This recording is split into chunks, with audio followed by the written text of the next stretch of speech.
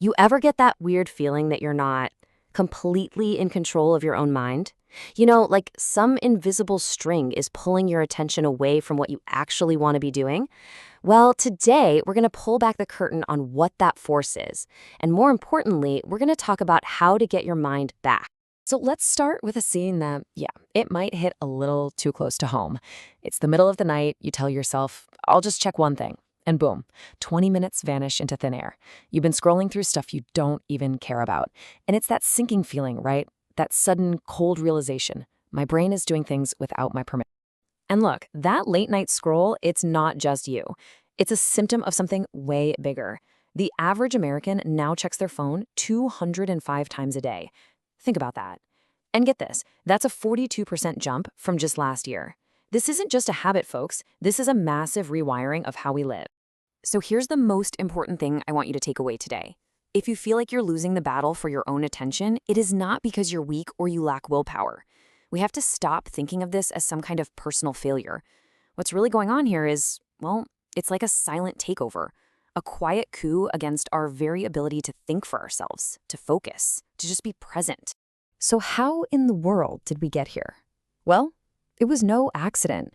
There is an intentional, brilliant design behind all of this. Let's call it the architecture of capture. We're going to break down exactly how your attention became this incredibly valuable resource, something to be mined, packaged, and sold.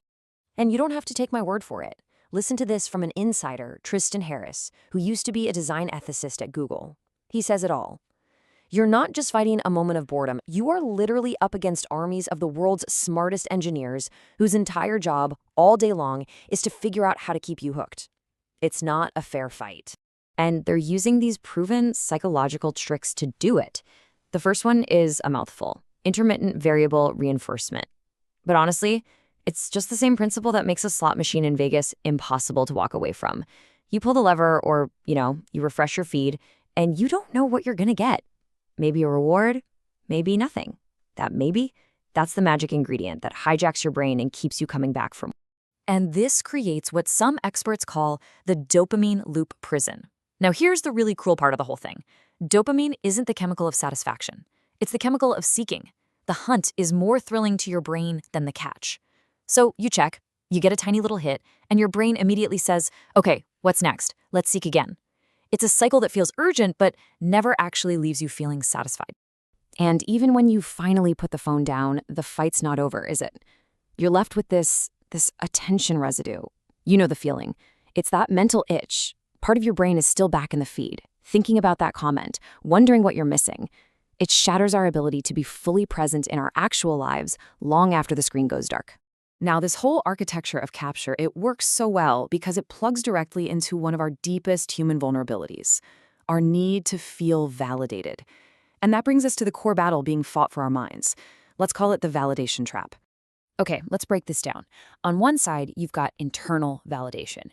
This is when your sense of self-worth is stable. It comes from you, from your values. It makes you resilient. But on the other side, you have external validation. And this is where your worth is tied to likes, comments, and shares.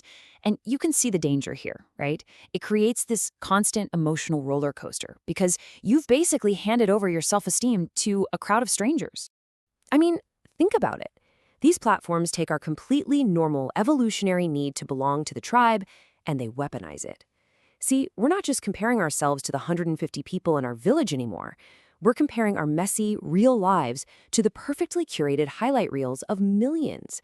It creates this pyramid scheme of envy, where we all feel kind of bad, so we post our own highlight reel, which then makes someone else feel bad. It's a vicious cycle. But there is another way.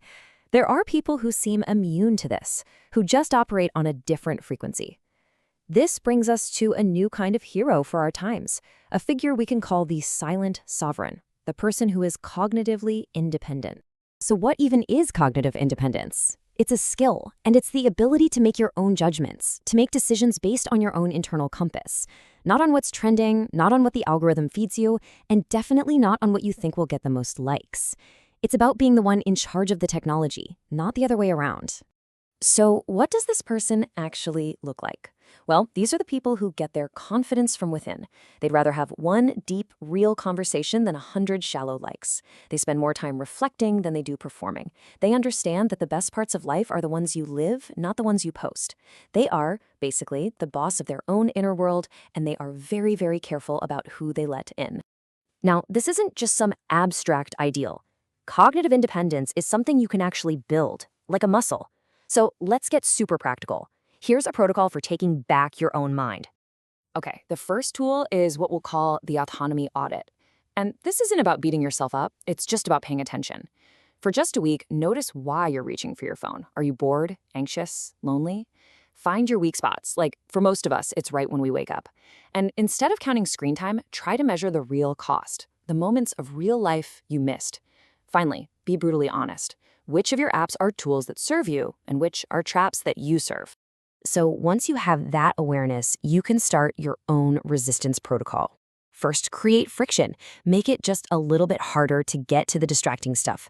Turn off notifications, log out of apps. Next, stop grazing all day. Instead, batch your social media time into specific planned blocks. Have a replacement ready for when that urge to scroll hits, like just taking 3 deep breaths. And finally, don't do it alone. Find a coalition. Make resisting the scroll a team sport. And please remember this. The goal here is not to be perfect. You're going to mess up. You'll find yourself scrolling at 2 in the morning again. It's fine. The real power isn't in never losing control. The real power is in that moment when you notice that you've lost it and knowing you have the tools to take it right back. So we end right back where we started. There's a very good chance that, right now, your phone is in your hand, or it's very close by.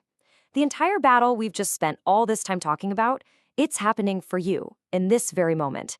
The only question is, what are you going to do next?